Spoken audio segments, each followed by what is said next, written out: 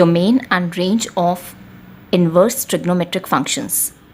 And today we will discuss few properties of inverse trigonometric functions.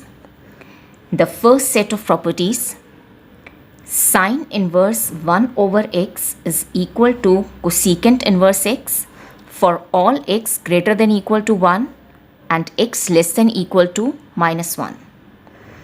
Second is cos inverse 1 over x is equal to secant inverse x for all x greater than equal to 1 or x less than equal to minus 1.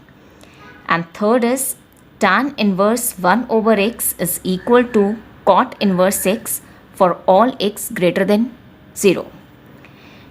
Now I will be proving the first one, and the proof of second and third is same, that you can try yourself. So I'll be proving the first one. Yes, we are to prove that sine inverse 1 over x is equal to cosecant inverse x.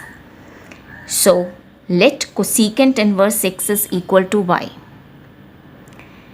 And this implies that cosecant y is equal to x.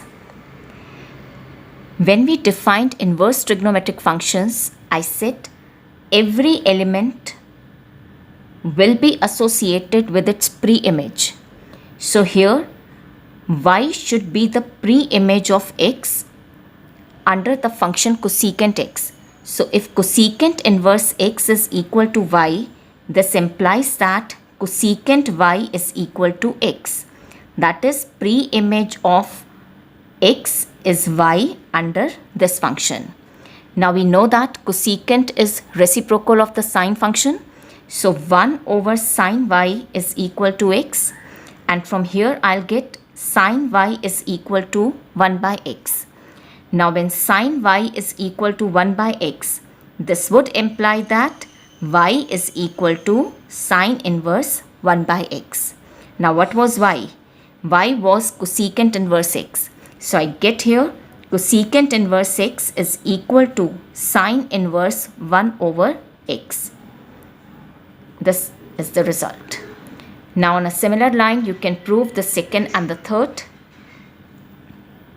Now the second set of properties is sine inverse negative x is equal to negative of sine inverse x for all x which belong to the closed interval minus 1 to 1. Tan inverse minus x is equal to minus tan inverse x for all x which belong to the set of all reals, and cosecant inverse minus x is equal to minus cosecant inverse x for all x whose absolute value is greater than or equal to 1. Now again I'll be proving the first one, and the proof of second and third is similar to this, so you can try that yourself. So I'll be proving this one. So here let sine inverse minus x be theta. Now this theta will belong to the principal value branch, that is the range of sine inverse function, which is the closed interval minus pi by 2 to pi by 2.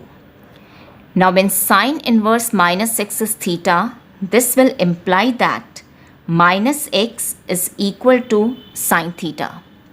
Or I can say that x will be equal to negative of sine theta. Now we know that sine of minus theta is equal to minus sine theta. So I can write this as sine of minus theta. Now x is equal to sine of minus theta. So I'm considering sine inverse function on both sides. So this would imply sine inverse x is equal to sine inverse of sine of minus theta. This is sine inverse x, and yes, we know that sine inverse sine x is equal to x for all x which belong to the principal value branch, that is the closed interval minus pi by 2 to pi by 2. So here sine inverse of sine of minus theta will be equal to minus theta, provided this minus theta belongs to the closed interval minus pi by 2 to pi by 2. So now I will justify that this minus theta belongs to this closed interval. Now look here. Theta belongs to the closed interval minus pi by 2 to pi by 2. This implies that theta is greater than equal to minus pi by 2 and less than equal to pi by 2. Here I want negative theta. So multiplying all by minus 1. So sign of inequality will get reversed. So this will become pi by 2. This is theta minus theta and this is minus pi by 2. And sign of inequality will get reversed. Now this implies that minus theta is greater than equal to minus pi by 2 and it is less than equal to pi by 2. That means minus theta belongs to minus closed interval minus pi by 2 to pi by 2, which is the principal value branch of sine inverse. So here sine inverse sine minus theta will be equal to minus theta because minus theta belongs to this. So I'll get sine inverse x is equal to negative theta, and what was theta? Theta was this. So negative as it is, and theta is replaced with sine inverse of minus x. So from here, sine inverse minus x will be equal to negative of sine inverse x. Now the third set of properties is cos inverse minus x is equal to pi minus cos inverse x. Secant inverse minus x is equal to pi minus secant inverse x. For all x whose absolute value is greater than equal to 1. And cot inverse minus x is equal to pi minus cot inverse x for all x which belong to the set of real numbers. I'll be proving the first one. So here I want to show that cos inverse minus x is equal to pi minus cos inverse x for all x which belong to the closed interval minus 1 to 1. So let cos inverse minus x be theta. Now this theta will belong to the principal value branch, that is the range of cos inverse, which is the closed interval 0 to pi. So theta belongs to this interval. Now as cos inverse minus x is equal to theta, so this will imply that minus x will be equal to cos theta. So from here, x will be equal to negative of cos theta, and minus cos theta can be written as cos of pi minus theta, because pi minus theta will lie in the second quadrant. In second quadrant, cos is negative and pi is even multiple of pi by 2. So t ratio will not change. So cos pi minus theta is equal to minus cos theta. So I can write this minus cos theta as cos pi minus theta. Now this is equal to this. So I am considering cos inverse function on both sides. Cos inverse x will be equal to cos inverse cos of pi minus theta. So cos inverse x is equal to, now we know that cos inverse of cos x is equal to x for all x which belong to the closed interval 0 to pi. Now here I have to justify that this pi minus theta belongs to the closed interval 0 to pi. Now here we have to show that this pi minus theta belongs to the closed interval 0 to pi. So theta belongs to 0 to pi. That means theta is greater than equal to 0 and less than equal to pi. I want pi minus theta. So it's theta, I want minus theta. So I'll multiply each one of them with minus 1. So sign of inequality will get reversed. 0 when multiplied with negative 1 will give you 0. Theta when multiplied with negative 1 will give you minus theta. And pi when multiplied with negative 1 will give you minus pi. and the sign of inequality is reversed. Now I want pi minus theta, so I will add pi to each one of them. So pi plus 0 will give you pi, this will give you pi minus theta, and pi minus pi will give you 0. So here I have got that pi minus theta is greater than equal to 0 and less than equal to pi. This means that pi minus theta belongs to the closed interval 0 to pi, which is the principal value branch for cos inverse function. So as this belongs to the closed interval 0 to pi, so cos inverse cos x will be equal to x, and the role of x is being played by pi minus theta. So it will be pi minus theta. So cos inverse x is equal to pi minus, what was theta? Theta was this. So it's cos inverse minus x. Now from here, cos inverse minus x will be equal to, I have transposed this to this side, it will be pi minus cos inverse x for all x which belong to the closed interval minus 1 to 1.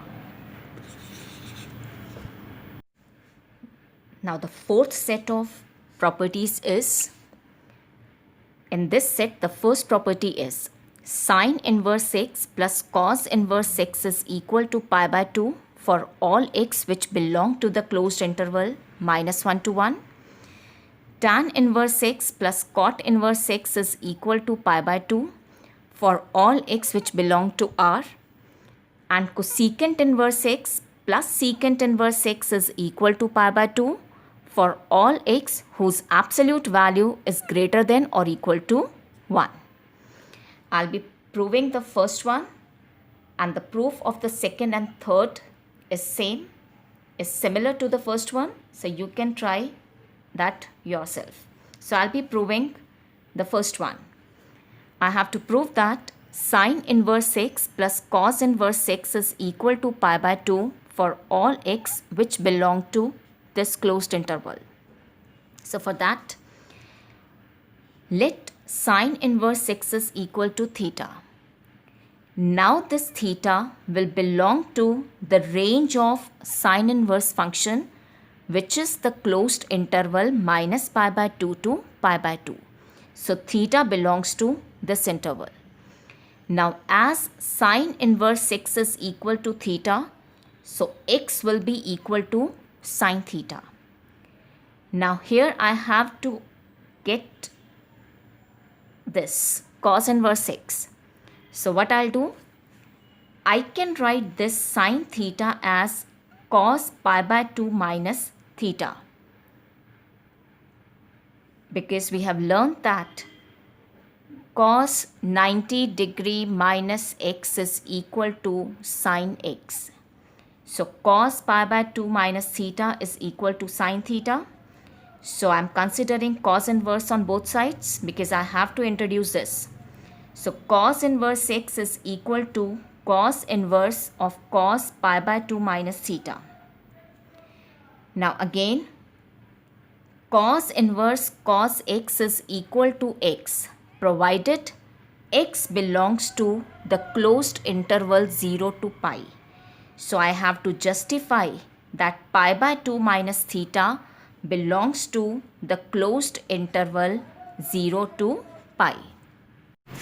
Now here I have to justify that pi by 2 minus theta belongs to the closed interval 0 to pi. Now for this, look here, theta belongs to the closed interval minus pi by 2 to pi by 2. That means theta will be greater than equal to minus pi by 2 and less than equal to pi by 2. I want here minus theta. So to get negative theta here, I will multiply each one of these numbers with negative 1. So minus pi by 2 when multiplied with negative 1 will give you pi by 2. Theta when multiplied with negative 1 will give you minus theta. And pi by 2 when multiplied with negative 1 will give you minus pi by 2. And the sign of inequality will get reversed. Now I want pi by 2 minus theta. So I have to add pi by 2 here, but to maintain the balance, I will have to add pi by 2 to each one of them.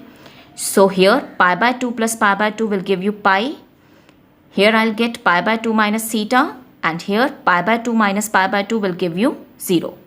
So this implies that pi by 2 minus theta is greater than equal to 0 and less than equal to pi.